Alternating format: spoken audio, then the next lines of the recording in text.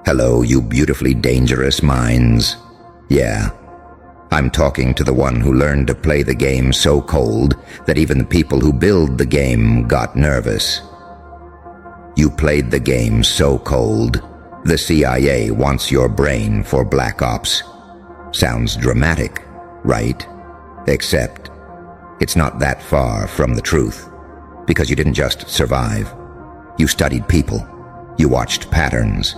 You saw every lie, every fake smile, every manipulation, and instead of crying on the floor forever, you said, "Okay, bet. I'm taking notes." You didn't become heartless. You became strategic. Big difference. Listen, you were not born cold. You were made cold, piece by piece, disappointment by disappointment, betrayal by betrayal. Every time someone used you, every time someone played with your emotions, every time someone told you, "Relax, it's not that deep," when it was literally your whole heart on the table. They turned your kindness into a playground. They turned your loyalty into a leash. They turned your empathy into a weapon against you. And at some point, something snapped. Not in a "you're broken" way, in a system reboot way. You stopped asking, "Why are they like this?" And you started asking, "What are they hoping to get from me?" Was when the game changed. That's when you went from victim to analyst. You started to see social life like a map. Patterns, signals, red flags, tone shifts, micro-expressions, who zones out when you talk, who only texts when they need something, who suddenly acts nice when you level up. You clock everything. You notice the fake laugh that doesn't reach the eyes. You notice the compliment that's actually a little stab. You notice how someone forgets to support you, but remembers to watch you. And you don't explode. You don't confront. You don't send a 5-page paragraph. You just adjust. You pull your energy back. You go quiet. You give shorter answers. You stop giving them the access they did not earn. They think you're acting weird. No, you're acting aware. That's the cold part, isn't it? Not that you hate them, not that you want revenge. The cold part is that you stopped explaining yourself. You stopped begging people to understand your heart. You stopped bleeding just to prove you're alive. You learned to say, "If you don't get me, that's fine. I get me." Cold. And it scares people, because they're used to the version of you that over-explains, that apologizes for everything, that stays after being disrespected, that keeps giving one more chance like a free trial with no end date. Now, you look at patterns, not promises. You're not blown away by nice words. You're not hypnotized by love bombing. You're not impressed by "I've changed" with zero evidence. You went from "please like me" to "I'll decide if I even want you near me." Cold, strategic, lethal, in the psychological sense. That's why I say it like this. You played the game so cold, the CIA wants your brain for Black Ops, because you do what they dream of. You read people. You predict moves. You see through masks. You understand human nature in a way most people run from. You've seen how selfish people can get. You've seen how quickly love turns into leverage. You've seen how fast someone can go from "I'd die for you" to "I never knew you." And instead of pretending the world is all sunshine, you built armor, not walls. Armor. You can still feel. You can still love. You can still care. You just don't leave your heart unguarded on everyone's doorstep like a free delivery. Let's be honest. There was a time you were too nice, too trusting, too available. You answered messages instantly. You helped whenever someone called. You stayed up late fixing problems that weren't yours. You listened to everybody's trauma while nobody cared about yours. You thought that if you poured enough love into people, They'd see your value. They'd protect you back. They'd never leave. What did you get? Taken for granted, ghosted, laughed at, labeled crazy. When you finally reacted, they pushed and pushed and pushed. And when you finally snapped, they said, "See, you're the problem." That's when something inside you said, "All right, lesson learned." Not, "I'll never care again," but "I'll never care the same way again." You became dangerous the day you realized this. Not everyone deserves access to your soft side. That side is earned, not demanded, not manipulated out of you, not guilt-tripped into existence. Earned. And you started doing something very few people do. You watched, you observed, you tested people quietly. You give a little information and see where it goes. You say no once and see how they react. You set one boundary and see who disappears. Now you're not shocked when they show their true colors. You just mentally tick a box and move them to a different category in your head. Not to be trusted. Keep it surface level. Use distance. Cut completely. Cold. Precise. Clean. You know what most people don't realize? Your coldness isn't apathy. It's discipline. It's you finally respecting your own nervous system, your own peace, your own time. You got tired of anxiety being your default state, tired of constantly overthinking what you said, tired of replaying conversations, tired of wondering, did I do something wrong? When the truth is, they were just using you. So now, somebody pulls away. You don't chase. Somebody disrespects you. You exit. Somebody manipulates you. You go quiet and observe. You switched from emotional reactions to psychological strategy. That's Black Ops level social intelligence. Look at your life for a second. How many times did you see something coming and nobody believed you? You said, "That person is fake." They said, "You're overreacting." You said, "Something is off with them." They said, "You're just jealous." You said, "This is going to end badly." They said, "Stop being negative." And then time passed, and every single thing you predicted happened. You weren't being negative. You were being accurate. They don't call it intuition. They call it overthinking. But let's be real. Your overthinking is just high-resolution pattern recognition powered by trauma and experience. You read micro-behaviors like files. You store emotional data. You remember how people made you feel, even if you forgive them. You're literally doing psychological analysis in real time, while everyone else is just vibing. You're mapping. No wonder your brain feels tired. You're basically running Black Ops missions in your head every day. And listen carefully. You're not crazy for being this way. You're adapted. You didn't get here by accident. You got here by surviving environments that required you to be on point 24/7. Homes where the mood flipped out of nowhere. Relationships where you couldn't relax. Friend groups where loyalty was a joke. Workplaces where one mistake turned you into a target. You were forced to read the room because the room was dangerous.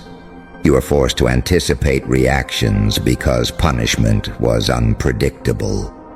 You were forced to learn what kind of day is it just by the way someone closed a door. That's not weakness. That's field training. You're not too sensitive. You're hyper-attuned. You detect threat faster than most.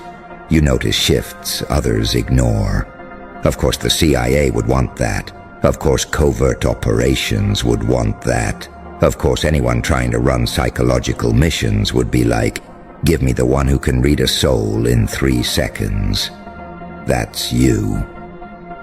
But here's the twist. You're not here to be their weapon. You're not here to be anyone's tool. Not the governments, not your toxic exes, not your manipulative families, not your fake friends. You're here to be the handler of your own mind, because the same skills they would exploit, you can use to protect and elevate yourself.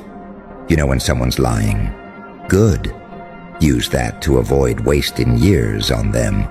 You notice when your energy drops around certain people? Perfect. Use that to cut off energy vampires early. You sense when someone is love-bombing you. Great. Use that to slow things down, ask questions, and watch for consistency. You are not paranoid. You are prepared. And there's a difference between living in fear and refusing to be blind again. Let's talk about emotions for a second. That cold version of you. You know, the one everyone complains about. Why are you so distant? Why don't you open up? You used to be so sweet. Here's what they don't get. You still feel everything. Deep, hard, intense. You just don't broadcast it anymore. You cried in silence enough times. You broke down alone enough times. You begged people to understand you enough times. Now the tears go somewhere else. Into discipline, into focus, into planning, into building. Your pain got promoted. It's not sitting in the corner of your room anymore. It's sitting at the head of the table like, all right, what are we doing with this? You ever notice how people suddenly respect you more when you stop being so available? You don't answer instantly. You don't jump at every call. You don't rearrange your life for every little thing. And all of a sudden, wow, you've changed. Wow, you're different now. Wow, you act brand new. No, you just stopped acting like you didn't matter. It's not that you don't care. It's that you don't sacrifice yourself on the altar of their convenience anymore. That's what cold looks like from the outside. On the inside, it feels like this. I am finally choosing me. And if that makes you uncomfortable, that's your problem to solve, not mine. You know what else you've mastered? Silence. You stopped oversharing. You stopped giving people the blueprint to hurt you. You stopped announcing every plan. Now you move quietly. Soft launch your wins. Disappear for a while. Then come back upgraded. You don't rush to explain where you've been. You don't justify why you changed. You don't give them a TED talk on your healing journey. You just show up with better boundaries and sharper eyes. You're like, I observed everything. I wrote the mission report, and now I'm running my own operation. That silence makes people nervous because they can't read you like they used to. They can't predict your reactions. They can't pull the same strings. That's Black Ops energy. Unpredictable, controlled, calculated. Let's be real here. You've seen enough darkness to either one. Become a monster, or two, become a master. You chose mastery. You could have gone full villain. You could have become everything that hurt you. You could have started playing the same manipulative games. Some of you even tried for a moment. You tried to be heartless. You tried to stop caring. You tried to numb everything out. But it didn't fit, did it? Because under that cold delivery and that sharp attitude, your heart still wants something real. You still want loyalty. You still want genuine connection. You still want that one person you don't have to analyze. The cold is not who you are. It's the filter. You're not faking the cold. You're restricting access to the warmth. Listen closely. The world will try to shame you for the way you protect yourself.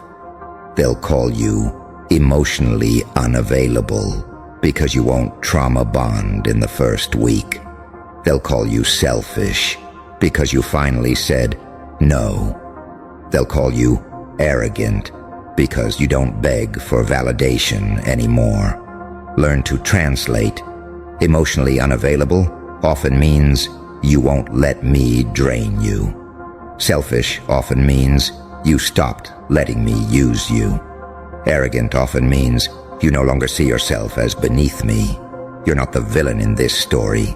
You're the asset who stopped letting amateurs handle them. And let's talk about the game. Social life is a game. Work is a game. Relationships are a game. Family dynamics, definitely a game. Most people are playing checkers. You've been forced to play chess. They're just jumping around on impulse. You're thinking 5 moves ahead. You see what happens if you say yes. You see what happens if you say no. You see what happens if you stay. You see what happens if you walk. You oversimulate outcomes in your head. Yeah. And it exhausts you. But it also protects you. The trick now is this. Don't let the game consume you. Use the game. But don't let it eat your soul, because you are more than your defensive systems. You are allowed to rest. You are allowed to feel safe. You are allowed to find spaces where you can put the armor down. Being good at war doesn't mean you don't deserve peace. Here's the part nobody wants to admit. Your cold phase is actually your construction phase. You're rebuilding yourself without the influence of people who used to exploit your softness. You're doing things differently now. You think before you respond. You question people's intentions. You call out your own patterns. You refuse to romanticize red flags. You realize the most dangerous lie you ever believed was, if I love them hard enough, they'll change. No, they changed you. They made you tireder, smaller, more anxious, less trusting of yourself. That's over now. You're upgrading your system, rewriting rules, installing new standards. This is what growth looks like when you've been through psychological warfare. But let's flip it fully. You know what makes you terrifying in the best way? You can't be easily controlled anymore. They can't bait you with guilt. They can't manipulate you with silent treatment. They can't trap you with fake apologies. You see through all of it. You understand the difference between "I'm sorry you feel that way" and "I understand what I did, and here's what I'm changing." You can tell when someone's listening just to reply versus listening to actually understand. You know when love is genuine and when it's just dependency in disguise. And once you see it, you can't unsee it. That's your superpower. That's your classified level skill set. So what do you do with a brain like that? You use it on yourself first. Study your own patterns like you study everyone else's. Ask yourself, why do I tolerate certain things? Why do I feel drawn to certain people? Why do I keep giving chances to those who don't deserve them? Why do I downplay my own intuition? Turn that razor-sharp analysis inward, not to destroy yourself, but to liberate yourself. You can disarm your own self-sabotage. You can track your triggers. You can catch yourself when you start shrinking to make others comfortable. You have the mind of a strategist. Aim it at your healing. Aim it at your goals. Aim it at your future. You already know how to survive chaos. Now it's time to learn how to live without it. That's the next mission. Can you function when nobody is attacking you? Can you trust when someone is actually consistent? Can you believe you deserve loyalty without having to bleed for it? Those questions feel scarier than the old pain, don't they?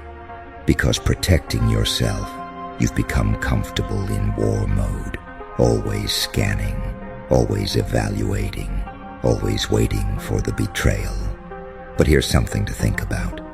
You're allowed to build a life where your skills are used for creation, not just defense. Business, art, strategy, leadership, problem solving, protecting others who went through what you did. You can turn all that in